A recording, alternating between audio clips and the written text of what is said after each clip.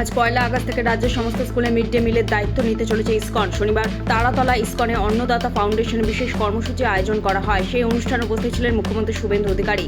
যজ্ঞে আহুতি দিয়ে অনুষ্ঠানে উদ্বোধন করেন তিনি। এদিনে কর্মসূচিতে হাজির ছিলেন 5 স্কুলে প্রায় 40 পড়ুয়া। হামিম মণ্ডলে বান্ধবী অর্পিতা সরকারকে বর্ধমান আদালতে পেশ করল এসটিএফ। সূত্রে খবর, বিচারকের কাছে পুলিশি হেফাজতে আবেদন করেছে এসটিএফ। প্রসঙ্গত, জঙ্গিদের সঙ্গে যোগাযোগ থাকার সন্দেহে শুক্রবার রাতে ঝাড়খণ্ডের সাহেবগঞ্জ থেকে গ্রেফতার করা হয় অর্পিতাকে। পুলিশের অভিযোগ, হানি ট্র্যাপের মাধ্যমে অপহরণ করে ফাঁদে ফেলাই ছিল অর্পিতার কাজ। রাজ্যে রক্ত দুর্নীতি, অর্থে বিনিময়ে ভিন রাজ্যে পাচার করা হয়েছে রক্ত প্লাজমা।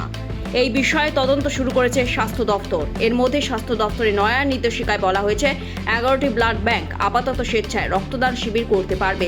যে সমস্ত ব্লাড ব্যাংকের উপর কড়া নিষেধাজ্ঞা জারি হয়েছে সেগুলির মধ্যে রয়েছে Entally life care blood centre, Jodhpur পার্কে অশোক ল্যাবরেটরি ব্লাড সেন্টার, আলিপুরে কোঠারি মেডিকেল ব্লাড সেন্টার, বেলেঘাটার ওম ব্লাড সেন্টার হাসপাতাল ব্লাড সেন্টার সহ আরও বেশ কয়েকটি ব্লাড ব্যাংক। এসপ্ল্যানেডে বহু দোকানে সরকারি নোটিশ। আগামী 26শে আগস্টের মধ্যে ময়দান মার্কেট খালি করার নির্দেশ দেওয়া হয়েছে পূর্ত দফতরকে। ব্যবসায়ীদের উচ্ছেদ নয়, এসপ্ল্যানেড মেট্রো সম্প্রসারণের জন্য মার্কেট সাময়িকভাবে সরাতে বলা হয়েছে রেল বিকাশ নিগম লিমিটেডের তরফে। জোকা এসপ্ল্যানেড মেট্রো করিডোরের কাজের জন্যই এই পদক্ষেপ। শুক্রবার গভীর রাতে মেঘভাঙা বৃষ্টির জেরে প্রথম হরপাবান, কিস্তুয়ার, ছত্রু ডোডা এলাকায় ব্যাহত স্বাভাবিক জীবন। প্রাকৃতিক বিপর্যয় কবলিত এলাকায় শিক্ষা প্রতিষ্ঠান বন্ধের নির্দেশ। হঠাৎ নেমে আসে জলের স্রোত। মূল বাজারে পাথর, কাদা ও পিচ্ছিল আবর্জনা জমে যাওয়ায় কিস্তুয়ার, ছত্রু, সিনথান জাতীয় সড়কে যান চলাচল ব্যাহত। ভেসে যায় 2টি গাড়ি, জলে ডুবে যায় বেশ কয়েকটি দোকান ও বাড়ি।